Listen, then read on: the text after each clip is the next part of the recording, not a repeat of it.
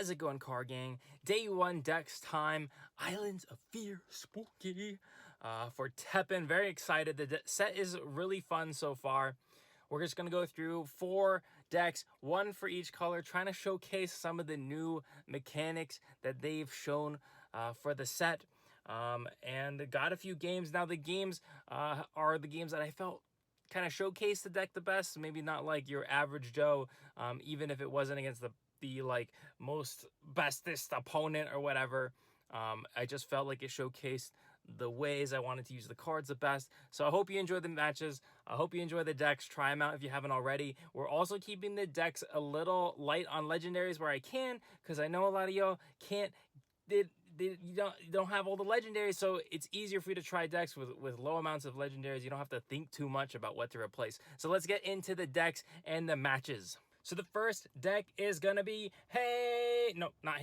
True Power.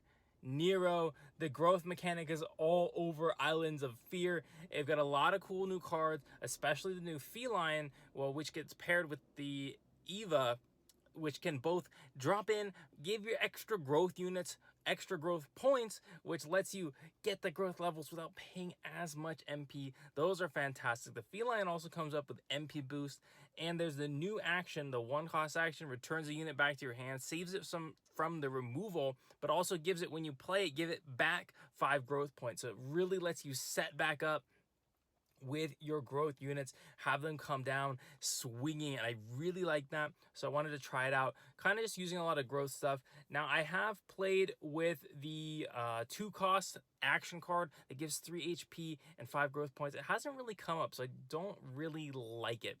So here's the gameplay, here's the QR code. Check it out, try it out if you haven't. All right, starting off with our first match against a Raging Demon with our Nero True Power Growth deck. Now, with this deck, you want to look for those combos right here. So we've got the Eva and the 3-cost Nero, so we could bump that up pretty quickly. We also have some protection with a seal and the card that returns the hand. So just in case he targets our Nero with a destroy, we should be able to do it. I'm kind of expecting destroys given that it's Raging Demon. But we should be able to power things out now. Like this match is going to showcase the brutal the brutal speed at which this deck can sometimes play. So there you go. You got the Nero. He missed the 50-50 on his ascend. Kind of rough. And right now what we're going to do is we're just going to slap down our MP, get our MP back from the Gina, get the Feline, do some MP generation, trying to spook him. We go for the Eva there. I think I figured I had enough MP, I had enough elite. I just wanted to make our guys bigger so that we could destroy him faster. And oh my gosh, that 12 damage to the face. Now what I'm looking for here is a seal on the top, because I don't want to deal with any ascends or anything, you know what I mean? Now, I could have waited because he was only at like 14 AP. It probably couldn't have gotten an ascend unit down with all that stuff, and he just surrenders. But I could have waited on that seal is what I'm saying, because he wouldn't have been able to hero art anyway. So we're going to do another match because that one was blazing fast against Ada Wong Mirage Decoy. Now we have a decent matchup against this because they have to do so much locking just to remove our dude, right? Like 5 costs, they have to lock their whole field. They can't have anything on their field that's not a position they want to be in. So it's kind of a win-win there. I've got the Lone Wolf Survivor, so I have a little options there. I could play the Gina, I could play the Lone Wolf and get the MP back. I could go for the Nero to be more aggressive. And because, Mirage Decoy is a little bit of a slower deck, I go for the Gina. Just lets me be a little safer. And luckily, we dodged that one too. Oh my gosh. The Nero luck is with us. The Nero luck is with us. So he's going to go for that, but I don't really need to save it. I'm chilling. He can't block right now, so I feel pretty decent about it. We could get the Eva off here. I think we're going to do that to take care of that. Oh, we'll go for the Nero to set up some future plays for growth. And I want to seal that, which he's not going to let me do, spoiler alert. But I didn't want to deal with all those locking effects that he could activate. So then I go ahead and bring my Lone Wolf back. Now, this is going to be really key because it's not going to die. He didn't have enough MP to negate that one. I had that shield back up there. So we're going to get our Lone Wolf back, and when we play it, it's going to get that 5 growth points, immediately getting level 1, dealing damage equal to its attack to another thing. So I go for a Nero growth here first, which was a little odd in retrospect. I could have played the Lone Wolf first and then done the Nero growth. It would have been harder to interrupt for the opponent. So keep that in mind, because you kind of expect something to happen if you don't grow all the way to max with the hero art. And finally, our Lone Wolf gets hit. He probably hits what he wants there with the Gen, but it's looking a little too late for our opponent. We have so much MP to work with, and I don't even really need to do anything. We can just play 5 costs. He's not going to be able to Mirage Decoy him away. And basically, I'm just waiting, because if he Mirage Decoys, the lane opens up for us, and we can grow with the Evas, we can grow with the hero art, so many options, and it just forces him into a bad spot. And we'll just use this hero art to clear out the blocker or the blocker on the top. He probably doesn't have much MP. We clear out the blocker in our way and get the win.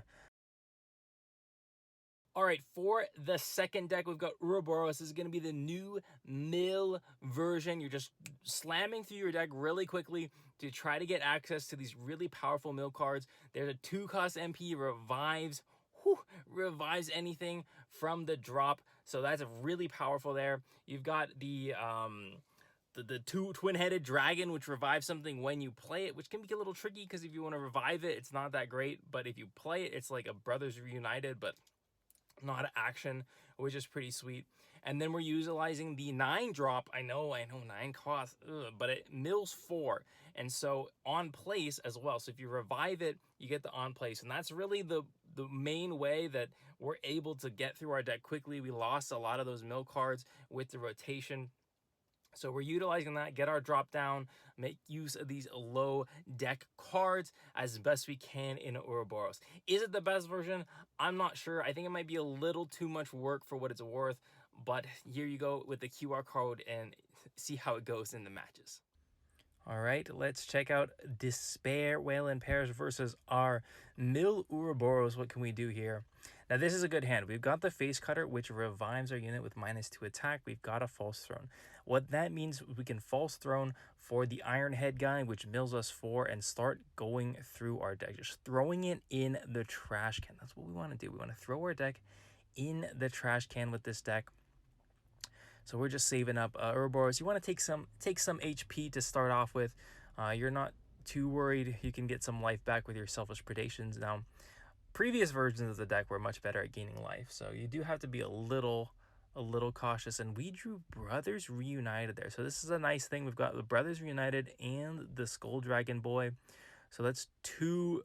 It's like basically 2 double revives. And what I realize here is I could do another False Throne. And now I Brothers United is online with the Iron Heads. I think that's what they're called. And now I get to pay essentially 12 MP for 18 MP's worth and just annihilate my deck, which is pretty great. The 12 is the 2 False Thrones and the 1 Brothers. Now we have 1 Brothers and 1 Skull Dragon here. I wanted to touch on that because one of them is an action, which means if your opponent plays a weird card at a random spot, you can sometimes sneak out a Brothers when you wouldn't be able to otherwise. But the other one just gets you back. You know, you get the 3/7 combo with another body for free. And we're at 11 MP, or 11 cards in deck, sorry. We can't get 11 MP, what am I talking about? So now our cards are active, basically. We can drop the 2-cost Revive, which is a crazy value. Or we can play the guy when our guy dies, the Skull Dragon, and then get another unit for free. So we're going to go for the 2-cost Revive here. Just fantastic. And that's what I'm talking about. We got the Selfish Predation. We've already got a life lead. And ooh, the Skag Bag. That's not a great pull there, because if you don't know, it has Decimate. It's not Victory anymore. Decimate destroys 1 other unit at random. So if it kills that guy on top, then I have 2 units to his 1 unit. It's not in my favor. I could 2-for-1 myself. So I'm just going to go ahead and Selfish Predation that. You might be wondering why I'm playing that card. It's because it's really good at those early game situations to help you get the games under control, but not so great here. But with the Selfish, didn't matter too much. We're going to get our Ouroboros, and look at this board. How can he compete? He doesn't even have his hero art yet. Is he going to be able to come up with the blocks? He isn't. A strong victory. Strong showing for Ouroboros. All right, our third deck, Ada Wong. I missaid it. I restarted the camera. This is going to be a breakaway. Really excited about this hero art. I love playing this hero art. And, you know, this deck is really cool. I wanted to utilize Pearl, which is fantastic in Breakaway because you can copy something, swap it back, and you get it back for free. And after playing the deck for a while, what it really ends up being is a Faust spam deck. You just spam 2 damage to everything. You heal for every damage dealt. If you kill anything with damage, you get an MP back, and I'm seeing a lot of use of this card. Probably one of the top purple cards out of this set for sure. But it is great. We can utilize it on its own. Wapa, break away it back to the EX pocket, play it again, break away it into play from the EX pocket because it's memory. It still gets the effect. You could Pearl it if it's the only one in your drop. Just Pearl will flip, you'll get the memory effect. You just spam the crap out of Faust. You can heal a ton. You'll see that in the match. And here's a QR code if you want to try it. Super fun deck. I feel like there's some potential here. It's definitely not optimized, but it's a lot of fun. All right, team, we're in for the long haul here. Our Faust spam deck versus Nero. The true power version, probably a similar version of deck to what we had. And right there we got, I don't really like these, but we've got 2 foresight, so we can start getting through our deck, getting some things out. And our sleeps are going to be really nice at curbing the aggression until we get our Fausts online. And a nice intimidation there, which will again help us keep keep the opponent under control. You know what I'm saying? Until we get our Fausts online, we just keep spamming away. This deck is really tricky, so I don't know if I'll be able to keep up with my thought process here as I do this little commentary. But right now it's easy. I played 2 foresights, 1 halt. My goal is to get the 4 memory. Sorry, I had a little burp there. And so here we go. Here's the demonic intimidation. That's going to be my 4th memory. And now the Fausts are online. It's party time, boys. It is party time. So Faust's going to take care of that. And I don't even mind letting a Faust die because the Pearl can flip back into it. So now it is just a game of managing your Fausts and not dying. And it's going to be tough with those Neros in the middle. Oh my gosh. 4-11, about to be 5-12 with combo. And I got nothing on my field. Now this is where Mirage Decoy would be amazing. But here we go. I go for that breakaway on our Faust, flipping into our 8 cost, getting some field out there. It's going to help me deal with the other lanes. Luckily, none of them get immediately dominated by that Nero. I got to figure out how to deal with it. Part of what I'm trying to do here is get some extra actions out there. Just get some extra actions out there. You know, I want to at least win that trade up top. Now when it gets 1 hit, I could at least kill it with a Faust.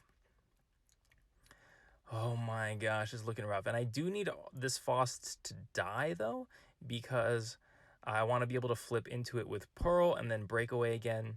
So I'm fine with blocking and losing it here. But it is, oh my gosh, I gotta get rid of this thing. And that's not the guy I wanted. I was hoping that Mia would turn into a Faust or something, just anything, but the slow is actually working out, you know what I'm saying? Now, really what I probably should have done is blocked middle, to be honest. And you can see here, I'm getting kind of lost in all the potential options that this deck has to work with. I go to the side, I'm thinking about doing the breakaway. I do definitely want to get this Mia back online again. I go for the Faust in the middle, to attempt to do that, and then we try to kill it there. And this is You know, I just really need that Nero off the field, right? I need him off, but he gets it back into his hand with the card we abused earlier in the video.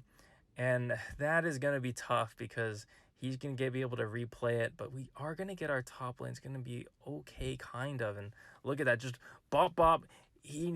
Wait, is this the true power showcase?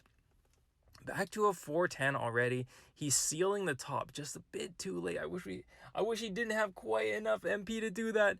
And now I am struggling to figure out what to do. We're on the ropes here. Luckily that Nero only has 4 HP left, so I'm like, okay, I can get a Faust in the middle. It's not ideal. We're gonna lose our Faust too, but we gotta get rid of this 4 attack combo Nero. And now one of the other weaknesses of my deck that I've built, you know, this match in particular made me rethink a lot of things, you know, if I'm gonna improve it going forward, is that there's not a lot of ways to deal with high cost units. And oh my gosh, he got another one. Drops on the Nero, drops on the Feline at 513. If I just had like some more demonic intimidations or something, it would be better, but I just got nothing. So now he's going with this shield too, and I just gotta halt him. I just got to halt them.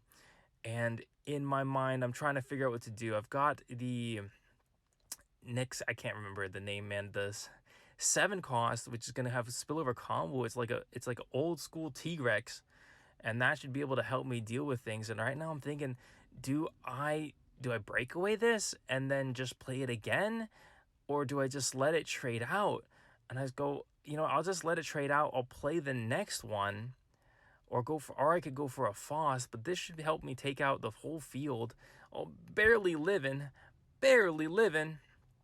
And now I got to figure out how the heck to deal with his field, right? Like, I got Fausts. I got some of that other guy, the Scarecrow, who gives me 3 life. But I'm thinking that we blow the shields, we block, we boop, we get it back. Oh my gosh. Can he do it? Can he survive all of this? See, the Faust is coming back now, and I can wait. I'm getting just enough MP. I can wait till the last second to blow up that one. Hopefully he doesn't have the growth. He's going to go ahead and return his guy back. And I don't do anything. In retrospect, maybe should have returned the other 3 costs too. Just get anything I can work with, because now look at that meta. He is huge. 6. And now I'm just in a really awkward spot. He's got the shields. I can't really let it block because it's my last Faust. So I just try to blop blop. And you know, you also have to think about, I'm in a really bad spot here too, because look at that, everything's dying. I'm in a bad spot here too, because I can't get rid of the shields and I'm not going to heal at all. And then he goes for the hero's charge, and I just try to kill one thing, just get a little bit of life. It's probably not going to be enough, and he resets, and we don't have enough time to get really anything going here. He's going to have shields up. We won't be able to heal with Faust, and a hard-fought battle, getting down to the wire. And you know, we might have been able to clutch it out, but the hero's charge was too good for us. But I thought it was a great showcase of how well this deck can stick in there and come back. And our final deck of the day 1 decks is going to be red. Now, I was very frustrated. I tried to do this deck first, and I had to stop because it was ruining my mood, because I wanted to showcase something that wasn't Explore. Now, Explore is really cool. I like Explore. Explore is fun.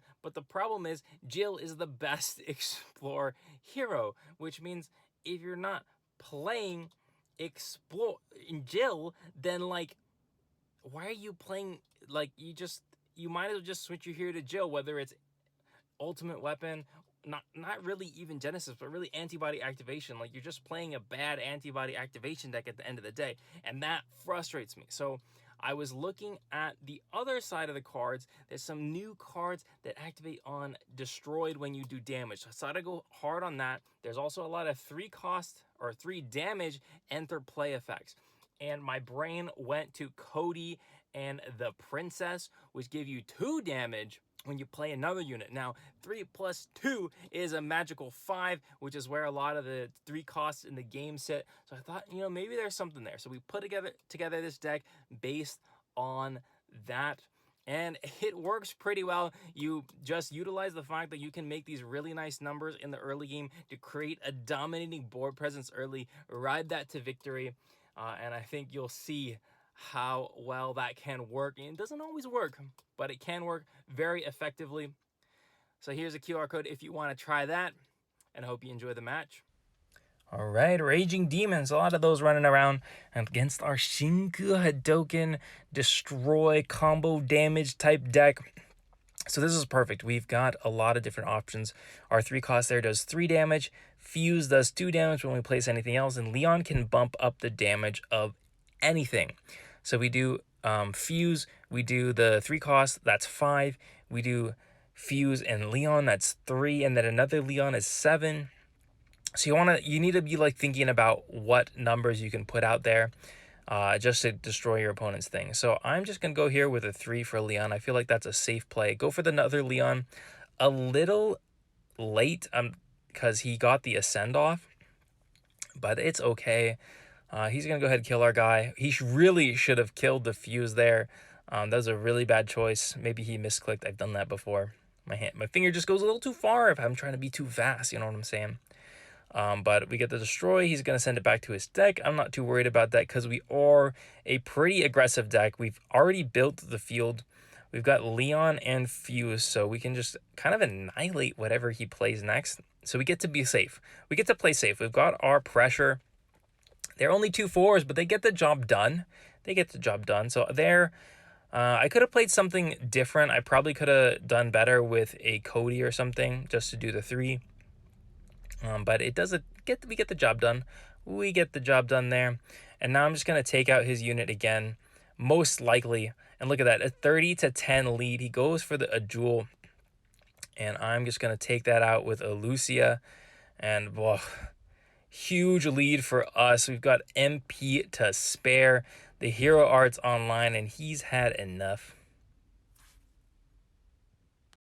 All right, that's it for the day 1 decks. Hope you all enjoyed. What have you been trying for Islands of Fear? Is there any new strategies you're like, any old strategies you're going back to? You're like, I don't want to play new stuff. Let me just play Quest. Quest is where it's at. You know what I'm saying?